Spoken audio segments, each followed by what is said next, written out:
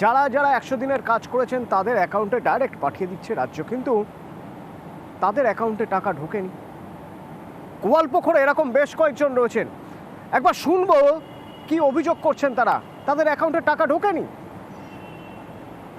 অভিযোগ এটাই যে আমি লেবার কার্ডে আমি 100 দিনকার কাজ আমি করি, তো কাজের টাকাটা আমার অ্যাকাউন্টে না এসে অন্যর অ্যাকাউন্টে চলে গেছে। আমি ব্যাংকে গেলাম তো দেখছি যে আমার অ্যাকাউন্টে টাকা নাই, তো অন্যর অ্যাকাউন্টে যখন টাকাটা চলে গেছে অনুরোধ করে বলছি টাকাটা যেন আমি পাই ফেরত। কমপ্লেন করেছি বিডিও অফিসে, তো যেন টাকাটা আমি ফেরত পাই।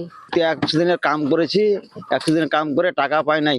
টাকাটা দিদি নাকি জানলাম যে ছেড়েছে, তো ছেড়েছে তো টাকাটা আমার অ্যাকাউন্টে নাই। অ্যাকাউন্টটা থেকে দেখছি যে অন্যজনের অ্যাকাউন্টে চলে গেছে। এখন আমি বিডিও অফিসে কমপ্লেন জানাইছি যে টাকাটা আমাকে ফেরত দেওয়া হোক। আমার সহকর্মী চঞ্চল আমার সঙ্গে রয়েছেন। চঞ্চল, অ্যাকাউন্টে তাদের যদি টাকা না ঢুকে থাকে তাহলে টাকা গেল কোথায় প্রথমত? দ্বিতীয়ত, এরকম কতজন মানুষ রয়েছেন যাদের অ্যাকাউন্টে টাকা ঢোকেনি? দেখো অতনুদা, এটাই কিন্তু এখন প্রশ্ন উঠছে যে যে শ্রমিকরা রয়েছে তাদের অ্যাকাউন্টে টাকা না ঢোকে অন্য কারো যে অ্যাকাউন্ট রয়েছে, যে ভুয়ো অ্যাকাউন্ট, তাদের অ্যাকাউন্টে টাকা চলে গেছে কিভাবে, এটা নিয়ে কিন্তু এখনো প্রশ্ন কিন্তু ঘুরপাক করছে। তবে তোমাকে জানিয়ে রাখি যে গোয়ালপুকুরে 1 নম্বর ব্লকের যে ধরমপুর 2 নম্বর গ্রাম পঞ্চায়েত এলাকা রয়েছে, সেই ধরমপুর 2 নম্বর গ্রাম পঞ্চায়েত এলাকায় প্রায় শতাধিক মানুষ হবে যারা শ্রমিক রয়েছে, তাদের কিন্তু অ্যাকাউন্টে কিন্তু এরকমই গোলমিল দেখা গেছে যে তাদের অ্যাকাউন্টে টাকা না ঢুকে ভুয়ো অন্য কোনো অ্যাকাউন্টে টাকা ঢুকে গেছে। যেখানে রাজ্যের মুখ্যমন্ত্রী কিন্তু সরাসরি ঘোষণা করেছিলেন, যেখানে কেন্দ্র সরকার রাজ্যকে যে 100 দিনের প্রকল্পের টাকা, সে টাকা কিন্তু দেয়নি। সেই বকেয়া টাকা কিন্তু মুখ্যমন্ত্রী নিজেই কিন্তু ঘোষণা করেছিলেন, এবং সেই ঘোষণা পরে কিন্তু শ্রমিকদের অ্যাকাউন্টে সরাসরি সেই টাকা কিন্তু ঢুকে যাওয়ার কথা রয়েছে, এবং সেই টাকা কিন্তু ইতিমধ্যে কিন্তু বহু শ্রমিকের অ্যাকাউন্টে টাকা ঢুকতে শুরু করেছে। সেই খবর পেয়ে কিন্তু শ্রমিকরা তারা কিন্তু ব্যাংকে যায়, এবং ব্যাংকে যাওয়ার পরে কিন্তু তারা জানতে পারে যে তাদের অ্যাকাউন্টে যে রয়েছে সেই অ্যাকাউন্ট নাম্বার যারা দিয়েছিল তাদের অ্যাকাউন্টে টাকা না ঢুকে ভুয়ো অন্য কোনো ব্যক্তির অ্যাকাউন্টে টাকা ঢুকে গেছে, এমনটা কিন্তু ব্যাংক কতজনের সঙ্গে এরকম হয়েছে চঞ্চল? দেখো এইরকম ঘটনা কিন্তু প্রায় শতাধিক বলাই যেতে পারে, কারণ শতাধিক মানুষের সাথে যারা শ্রমিকরা রয়েছে তাদের সাথে কিন্তু কোন অ্যাকাউন্টে টাকা গিয়েছে ব্যাংক বলতে পারছে?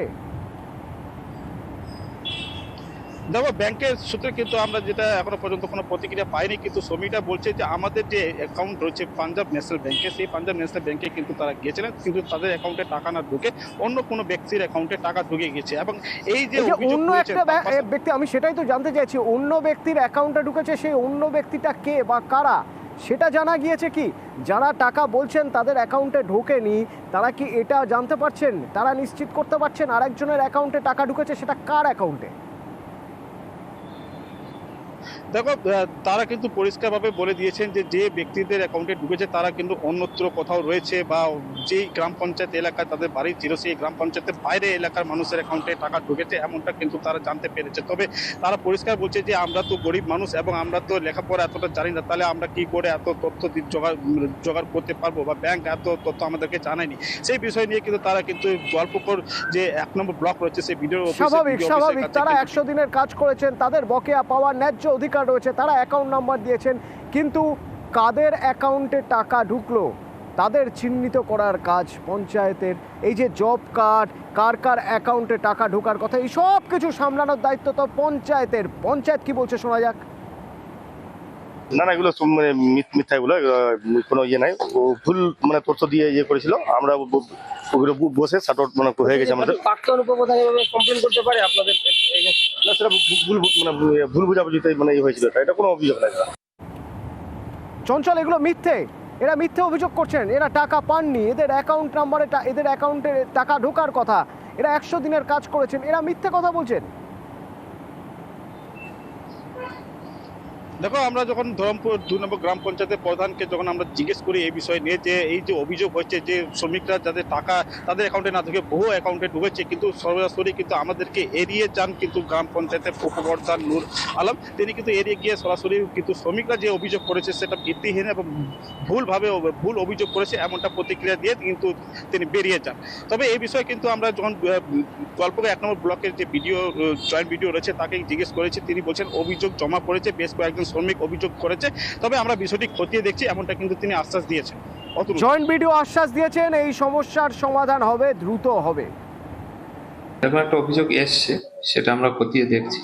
তবে আমাদের টোটাল যা ট্রানজাকশন ছিল ব্যাংক থেকে মোটামুটি সবটাই রিলিজ করে দেওয়া হয়েছে।